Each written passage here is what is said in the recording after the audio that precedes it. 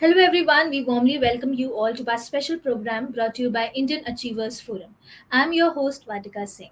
Indian Achievers Award is an honor that celebrates the people who went extraordinary to effectuate their aspirations and ideas. In this series, we emphasize not only on the struggles and achievements of the people, but also on the social contributions they made to their native land, India. Before introducing you all to our one such achiever, let's take a look at the small AV.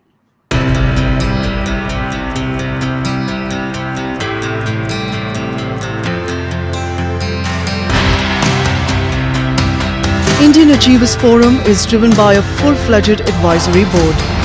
The board consists of experienced personalities who have excelled in their respective careers.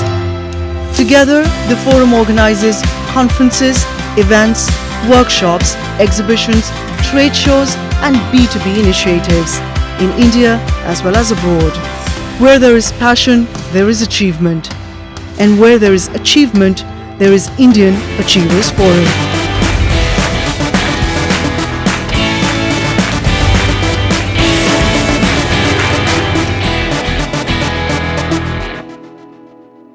Mr. Satpreet Singh is a distinguished business entrepreneur and organizational leader within the professional services sector. With 8 copyrights and a trademark to his name, he stands as a testament to innovation. Additionally, he is an accomplished author and researcher, having authored 2 impactful books in his career. Hello, sir. How are you? I'm good. Thanks for having me here today. All right, sir. So, before entering into the questions, tell us something about you and your professional journey. So, I'm a professional consultant, I'm in the professional service industry and work as a business consultant, entrepreneur. I'm also a researcher and an author. I have wrote 2 books. So, I did a lot of research and worked in this field. And at this point, I'm a business consultant, organization leader, and business entrepreneur. Right. So, I'm really keen to know that what inspired you to pursue this particular field as your career. Actually, when I first came to USA from Punjab in 2006, December 2006, we all know that it was a time when the recession was starting, the Great Recession of USA or America. When I first came here, the first year it took like 1 year to me research the field, what field I need to go for. Then I choose the field that everybody's need of everybody's household, everybody's business, and must to perform to be compliant with the government and the states. So then I choose this field. Everybody needs to run their businesses and everybody run to their living expenses and continue expenses. So I choose this field so I can consult them and educate them about their future. Right, sir. So, since we know for a fact that starting anything has never been easy for any one of us, so what all were the challenges that you had to go through initially in your journey? As I told, when I migrated, I it was a brand new land for me, and it also is the land of opportunities. But I believe the land of opportunity is where we can set up ourselves and we can work for the society or for the families. So when I first came here, it was I'm not sure like what type of business I need, what type of business I need to form. Like we do doing business as is, like we can do the business on our names. We can perform fictitious business names, LLCs, corporations. What type of businesses we need? And the second major thing was there is no help. It was blank. What we need to do and what we cannot do. So studying from the scratch was a challenge itself. So then earning the stakeholders' interest means building trust and yourself in the market was a big challenge too. When you are new into the market, there are already many businesses and many people are already in the business that you need to challenge. And to make your own places in that place, it creates a lot of problems and challenges that we need to overcome. Then the retention of employees, hire the employees, building the strong teams, those were the major challenges that I faces. Right, sir. So, moving ahead, tell us in detail about the product and services with which your organization caters its clients with, and what is your role specifically. The services that we provide is a business consultation, like when somebody like the new entrepreneurs, new business owners, or the households, even the tax planning, financial planning, estate planning, what type of business they need, what market will be, then just estimate them how they will, where they will be after 5 years, what they will be long term planning. So consult them in their particular situation, because everybody's situation is different and everybody need a specific advice according to their situations, their finances. So first we consult them what type of business they can do, and what type of business they can progress and they can be achieve success. Second thing, they need to form a corporations, LLCs. They need a small size, they need a large scale, what type of teams they need, what will be the business models, and how their estate planning will work. Then the financial planning, what type of budget they need. Also, when they have started a business, they also need a payroll compliances, how their employees will be paid, what type of policies they need to be compliant with the state and federal. All these type of services are provided by us. So, since we all have certain plans for our future, what are your future plans? The future plan for ourselves is obviously a success, but to educate others and aware others for the startup entrepreneurs. My plan is to educate others, to build strategies for the new entrepreneurs, how they can create an business environment that is livable. Livable means it's not determined to the environment. We want a maximum profit margin, but also need to think about the environment, about the society that we are live in. So my future plan is with the business maximum profit margin, and also how to create an environment of livability. All right, so sir, first of all, congratulations on winning the Indian Achievers Award. Thank I really want to know that what was the feeling when you came to know that you have won the award, and who all have been your constant supporters in this journey?